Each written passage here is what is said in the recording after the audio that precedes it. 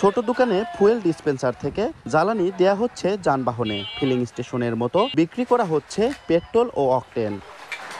পাবনার চাটমোহর, ফরিদপুর ও ঈশ্বরদী উপজেলায় অন্তত 5টি স্থানে এভাবে বিক্রি করা হচ্ছে যানবাহনের জ্বালানি। এসব প্রতিষ্ঠানের নেই কোনো ডিলারশিপ কিংবা সংশ্লিষ্ট কর্তৃপক্ষের অনুমোদন।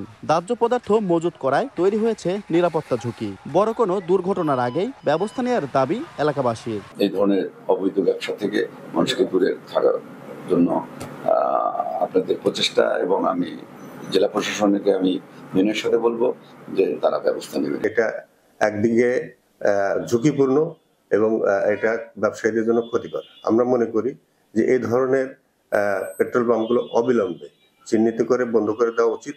এ নিয়ে ক্যামেরার সামনে কথা বলতে নারাজ এসব প্রতিষ্ঠানের মালিক পক্ষ। তবে কর্মচারীরা জানান, নিয়মিত চলছে জ্বালানি বিক্রি। গাড়ি এসে তেল দিয়ে যায়, ভিতরে তেল দিয়ে যায়, আমরা তারা বিক্রি করি। এখন জন্ম সনদ দিয়ে খোলো বিকাশ স্টুডেন্ট অ্যাকাউন্ট। নিজের বিকাশ নিজে কর। প্রতিষ্ঠানগুলোতে নিরাপত্তা ঝুঁকি রয়েছে বলে জানায় ফায়ার সার্ভিস। ব্যবস্থা নেওয়ার আশ্বাস জেলা প্রশাসনের। এই প্রতিষ্ঠানগুলি ফায়ার সেফটি প্ল্যান প্রয়োজন, সেগুলো বাস্তবায়ন করতে হবে।